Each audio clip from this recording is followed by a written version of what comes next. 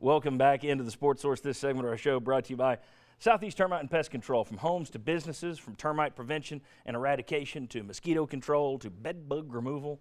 Whether you need a one-time treatment or want regularly scheduled treatments, I can vouch for no one better than Southeast Termite and Pest Control for 40-plus years. Family-owned and local. All right. Here he is. He's got his own family-owned business, and he's local. Mark Pankratz, former Vol assistant under Bruce Pearl and Conzo Martin, former Division I basketball player. Thanks for joining us.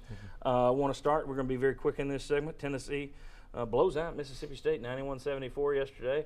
A lot of people wanted Ben Howland and his big recruiting classes, and Rick Barnes took him behind the woodshed with his little guys.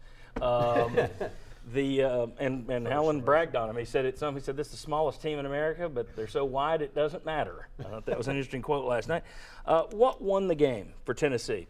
Ball movement. They had 20 assists on 31 made buckets. Or was it offensive rebounding? They missed 36 shots and got offensive rebounds 19 times. Or was it something else?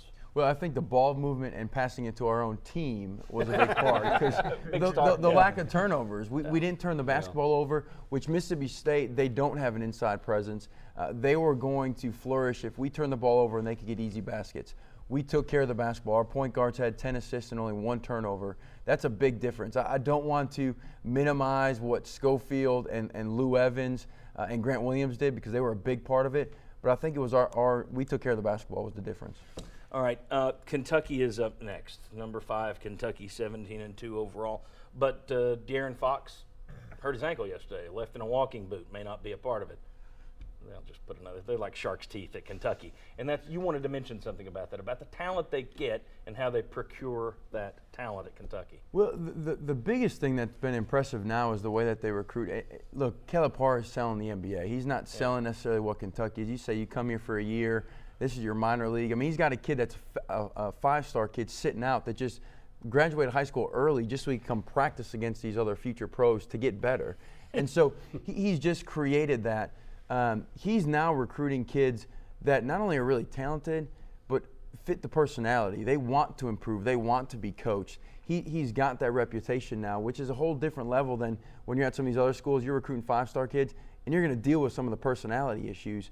He doesn't have to deal with that anymore because he's making these guys millionaires. And he's done a tremendous job. From early on, I thought he would have more trouble getting buy-in from guys. And there's really only been 1 or 2 teams where you had some personality issues. The rest of the time, you get a bunch of kids in there who are used to being the stars, and they kind of put it on the shelf, and they play defense, and they work hard, and they're a team for him. That's pretty and one more thing, you get 13 scholarships. He doesn't recruit 13 highly scholarship guys because those guys that are numbered 10, 11, 12, 13, that's where your trouble comes. Hey, I'm a 5-star kid. Right. I'm not playing, so then the locker room has issues.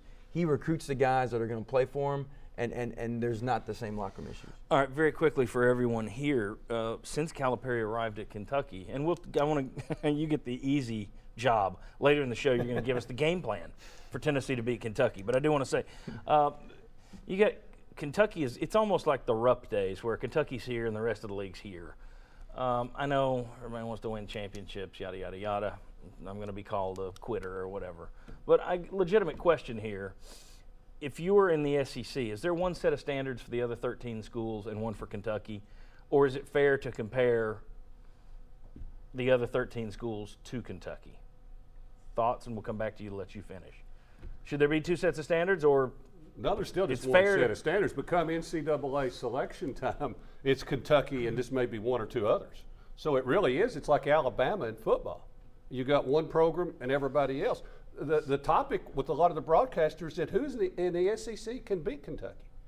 Right. So for me, it's hard to look at it and say everyone. You compare all the coaches to Calipari and the job he's doing at Kentucky. You can beat them on a given night, and Tennessee's done that. Conzo beat the stuffings out of Rick Barnes, beat them last year on a given night, but you're not going to beat them for the league championship. Yeah, Josh, big your picture, thoughts? I think it's 2 different leagues. It's Kentucky's league, and then everybody else is trying at the same time. And a lot of coaches that are new to the league trying to rise up at the same time.